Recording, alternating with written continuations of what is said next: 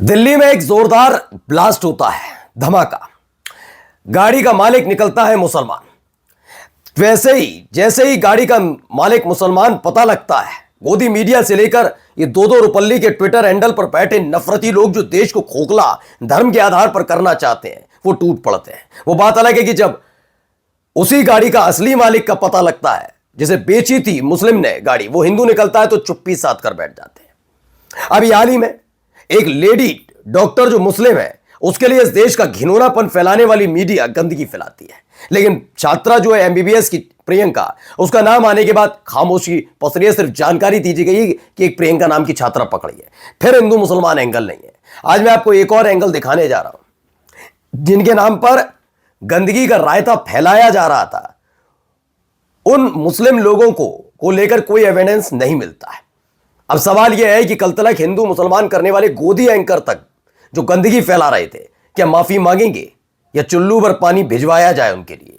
आगे खबर दिखाऊंगा कैसे नॉर्मलाइज कर दिया गया है इस देश के अंदर। अगर इस्लामिक राष्ट्र के नाम पर, वैसे तो कोई से राष्ट्र के नाम पर नहीं निकलना चाहिए क्योंकि संविधान के तहत चलता है देश, लेकिन इस्लामिक राष्ट्र के नाम पर कोई बोल भी दे तो क्या होगा? और यहां पर हिंदू राष्ट्र के नाम पर अलग अलग राज्यों के मुख्यमंत्री, संवैधानिक पदों पर बैठे हुए लोग, इस देश के अभिनेता अभिनेत्री सब जुटे हुए हैं।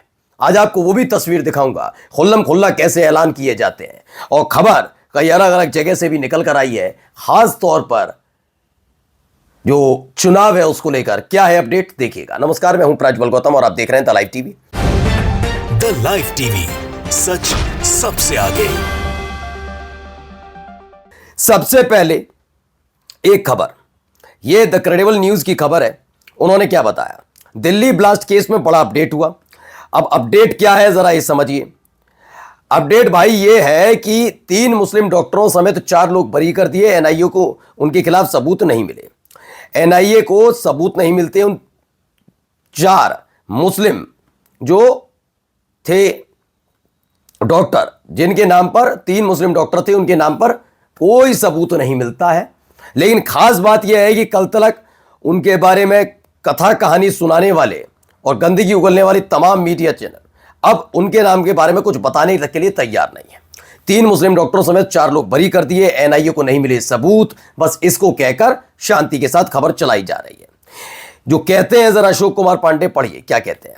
चलिए, 4 लोग बरी हो गए जल्दी, वरना तो बिना सबूत के भी लोग दसियों साल जेल में सड़ते रहते हैं। इसका एक एंगल ये भी है, लेकिन मेरा एंगल सिर्फ इसी बात पर है कि जो गंदगी फैला रहे थे वो अगर इसी पूरे मसले में गैर मुसलमानों का नाम आने के बाद चुप्पी की चादर ओढ़ क्यों जाते हैं? खबर को वैसे क्यों नहीं दिखाते जैसे किसी मुसलमान का नाम आने पर दिखाया जाता है? क्यों नहीं दिखाया जाता, पूछिए। और हां, जब ये सब हो जाता है और गंदगी फैलाने के बावजूद वो अपने मंसूबों में कामयाब नहीं हो पाते, तो आखिरकार वो माफी क्यों नहीं मांगते? ये एक सवाल है। खैर, ये भी बात सच है कि जल्दी बरी हो गए, वरना किस तरह का माहौल इस देश के अंदर बनाया जाता है हर किसी से को पता है। चलिए अगली खबर दिखाता हूं। ये अगली खबर है, जरा एक वीडियो है। वीडियो में चूंकि म्यूजिक है इसलिए नहीं, लेकिन देखिए ये कौन है भाई? धीरेन्द्र शास्त्री है। धीरेन्द्र शास्त्री के साथ कौन है? मध्य प्रदेश के मुख्यमंत्री। यात्रा कौन सी है? हिंदू राष्ट्र की यात्रा। हिंदू राष्ट्र की यात्रा देश के अंदर निकाली जा रही है, जबकि संविधान में इसका जिक्र तक नहीं। लेकिन उसके बावजूद क्या ये संविधान विरोधी नहीं है? क्या इस पर सवाल नहीं उठने चाहिए?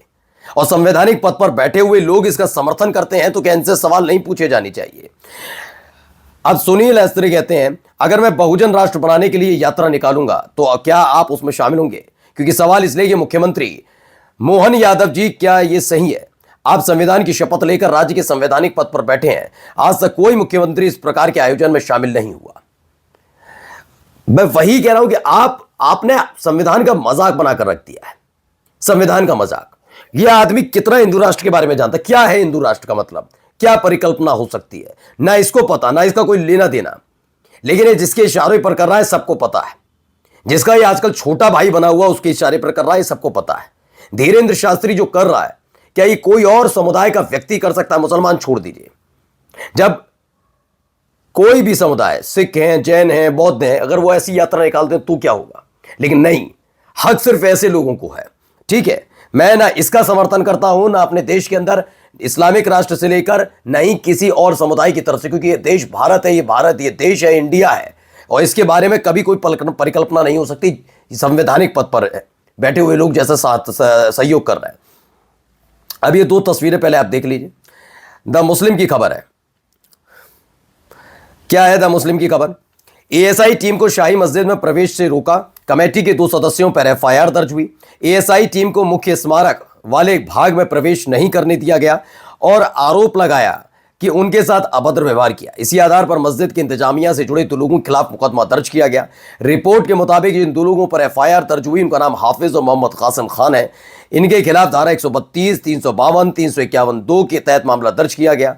आरोप है कि दोनों मस्जिद के आसपास का माहौल बिगाड़ने की कोशिश कर रहे थे। सर्वे के दौरान हुई थी 4 लोगों की मौत। ज्ञात होगी पिछले साल 24 नवंबर को संभल की शाही जामा मस्जिद में सर्वे के दौरान बवाल हुआ था, जिसमें 4 लोगों की मौत हो गई थी। अब एक नया मसला निकला है। अब आ जाते हैं जरा बिहार विधानसभा चुनाव पर भी। क्या कहता है बिहार विधानसभा चुनाव? इसमें पता लगा है बिहार का चुनाव का, जरा देखिए। हमने ये सम्राट चौधरी वाली खबर आपको दिखाई थी। सम्राट चौधरी को मिलते हैं 1,22,480 वोट। फिर विजय सिन्हा को मिल जाते हैं 1,22,408 वोट। फिर आते हैं हम एक और पर, नीरज कुमार सिंह है, ये भी बीजेपी के हैं, इनको भी 1,22,491 वोट। फिर इनके बाद भी हैं, ये है कृष्ण कुमार ऋषि, ये भी बीजेपी के ही है, 1,22,494 वोट। मतलब 1,22,400, 1,22,400 या तो बांटे जा रहे थे वोट। ऐसा लगा था कि बांटे जा रहे वोट की वोट ले लो, मौज काटो टाइप की स्थिति बनती नजर आई।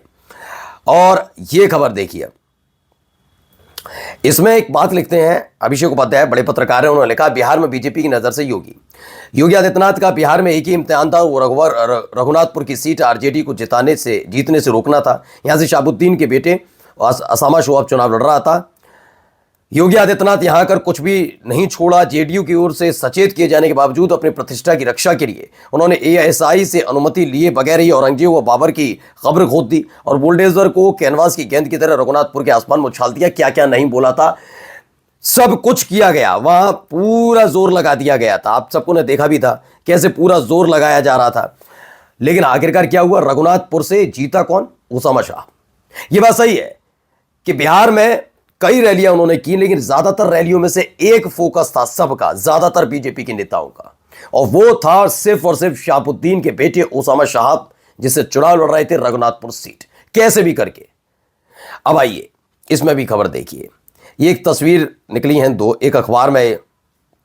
ये तस्वीर दीक्षांत समारोह बीबीटी यूनिवर्सिटी, आयकर विभाग की बीबीटी ग्रुप पर बड़ी कार्रवाई, कर्मियों के नाम खरीदी गई 100 करोड़ की बेनामी संपत्ति जब्त कर ली। फिर उसके बाद क्या आता है? योगी आदित्यनाथ की जीरो टॉलरेंस की गगनचुंबी तस्वीर देखिए। जहां 100 करोड़ की बेनामी संपत्ति जब्त हुई, वहां बने मुख्य अतिथि।